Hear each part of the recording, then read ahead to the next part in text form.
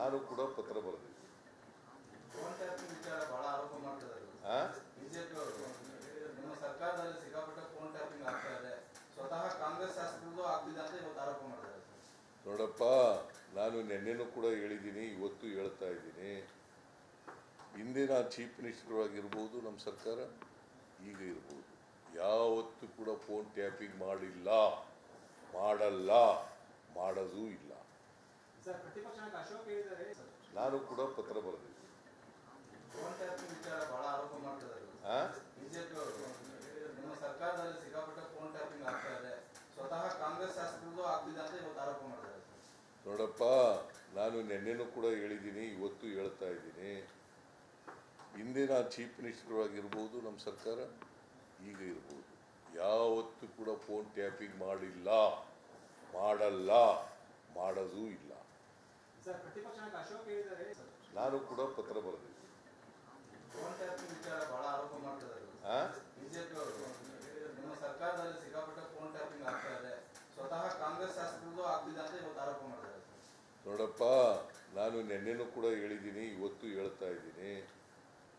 ಹಿಂದಿನ chief minister ಆಗಿರ್ಬೋದು, ನಮ್ಮ ಸರ್ಕಾರ ಈಗ ಇರ್ಬೋದು, ಯಾವತ್ತೂ ಕೂಡ ಫೋನ್ ಟ್ಯಾಪಿಂಗ್ ಮಾಡಿಲ್ಲ, ಮಾಡಲ್ಲ, ಮಾಡೋದೂ ಇಲ್ಲ.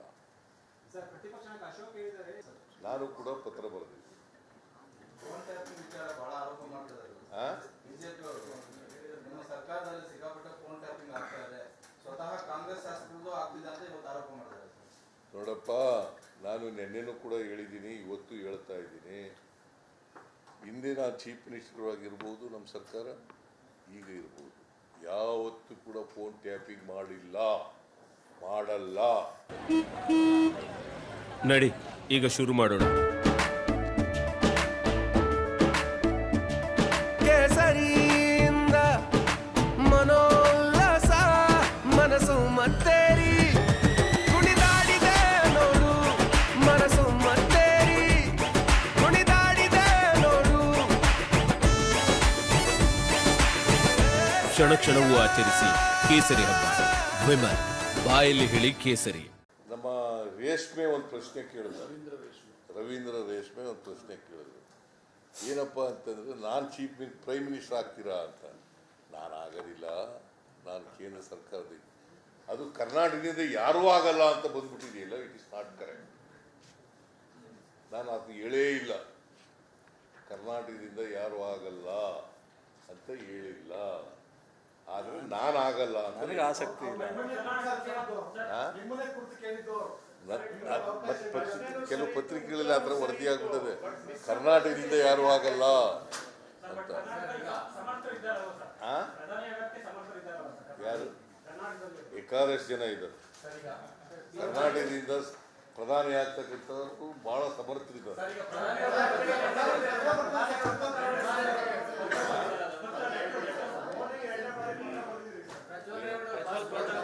ಎರಡನೇ ಸಾರಿ ಪತ್ರ ಬರೆದಿದ್ದೀನಿ.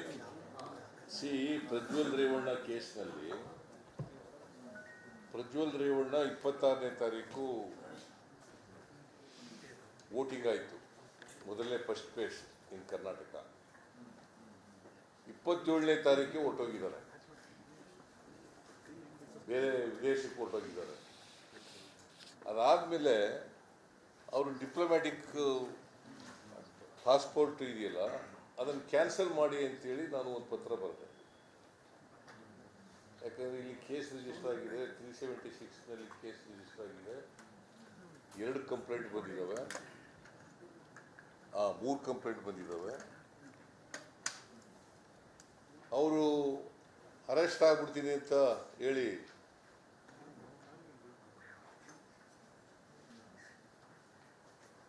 ಅವರು ತಪ್ಪಿಸ್ಕೊಂಡಿದ್ದಾರೆ, ಬೇರೆ ದೇಶಕ್ಕೆ ಹೋಗಿ ತಪ್ಪಿಸ್ಕೊಂಡಿದ್ದಾರೆ.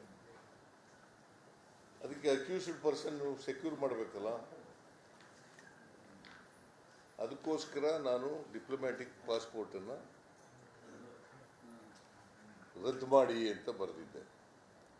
ಕೇಂದ್ರ ಸರ್ಕಾರದಿಂದ ಇವತ್ತಿನವರೆಗೆ ಉತ್ತರವೂ ಬಂದಿಲ್ಲ, ಮಾಡೂ ಇಲ್ಲ. ಅದಾದಮೇಲೆ SIT ಅವರು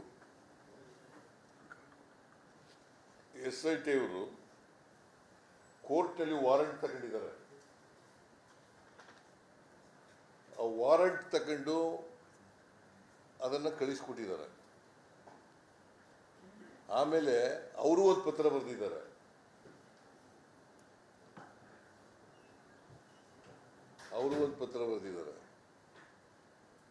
ಡಿಪ್ಲೊಮ್ಯಾಟಿಕ್ ಪಾಸ್ಪೋರ್ಟನ್ನು ರದ್ದು ಮಾಡಿ ಅಂತ ಅವರು ಒಂದು ಮಾಡಿದ್ದಾರೆ.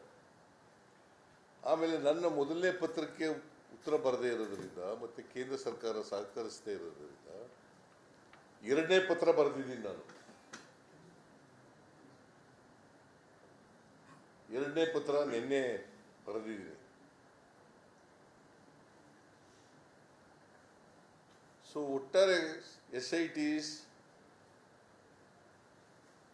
ಅಕ್ಯೂಸ್ಡನ್ನು ಸೆಕ್ಯೂರ್ ಮಾಡಬೇಕು, ಇನ್ವೆಸ್ಟಿಗೇಟ್ ಮಾಡಬೇಕು, ಮತ್ತು ಚಾರ್ಜ್ ಶೀಟನ್ನು ಹಾಕಬೇಕು, ತಪ್ಪಿತಸ್ಥರಿಗೆ ಶಿಕ್ಷೆಯನ್ನು ಕೊಡಿಸಬೇಕು ಅಂತಕ್ಕಂಥದ್ದು ನಮ್ಮ ಉದ್ದೇಶ.